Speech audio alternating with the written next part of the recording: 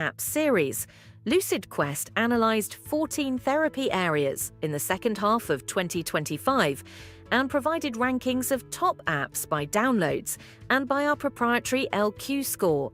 For full rankings and insights, download the complete report. Let's explore the highlights. Alzheimer's disease and dementia app ecosystem is dominated by cognitive training and brain game apps focused on general brain fitness rather than disease-specific support, with limited scientific referencing and few validated interventions. Arthritis apps primarily focus on pain tracking, symptom diaries, and daily self-management, using medical language but offering mostly high-level evidence and limited clinical integration. Cardiovascular disease apps form one of the largest and most crowded ecosystems, centered on heart rate, blood pressure, ECG, and wearable monitoring, yet largely remain tracking tools rather than decision support solutions. Crohn's disease, IBD, and ulcerative colitis apps operate in a small, medically framed ecosystem emphasizing symptom, diet, and medication tracking to support self-management rather than ongoing clinical oversight. Diabetes apps reflect a relatively mature therapy area built around glucose monitoring, insulin tracking, and lifestyle management, with strong daily integration but limited automated treatment adjustment.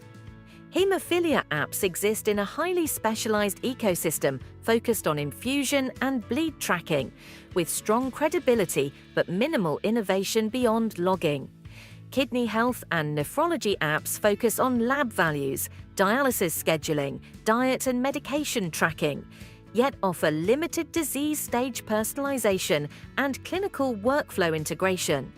Major depressive disorder apps occupy a broad, consumer-oriented landscape centered on mood tracking, CBT-informed exercises, and self-help content, with limited formal validation or mental healthcare integration. Migraine apps are condition-specific tools focused on attack logging, trigger identification, and medication use, showing relatively strong credibility but remaining largely tracking-based.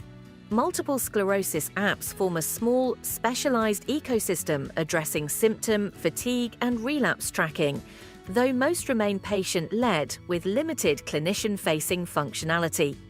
Oncology apps across multiple indications span education, symptom support, treatment organization, and survivorship, but largely function as supportive tools rather than integrated care components. Parkinson's disease apps primarily support symptom and medication tracking with minimal integration into care pathways.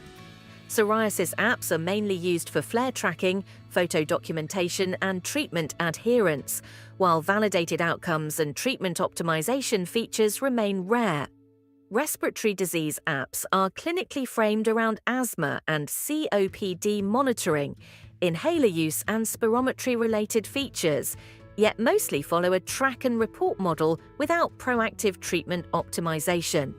Across therapy areas, the app's ecosystem is mature in tracking but underdeveloped in clinical integration, validation, and outcome-driven intervention. To access complete rankings, validation data, and strategic insights, download the full LucidQuest report. Contact us at info@lqventures.com for expert insights, and don't forget to like, share, and subscribe for more updates on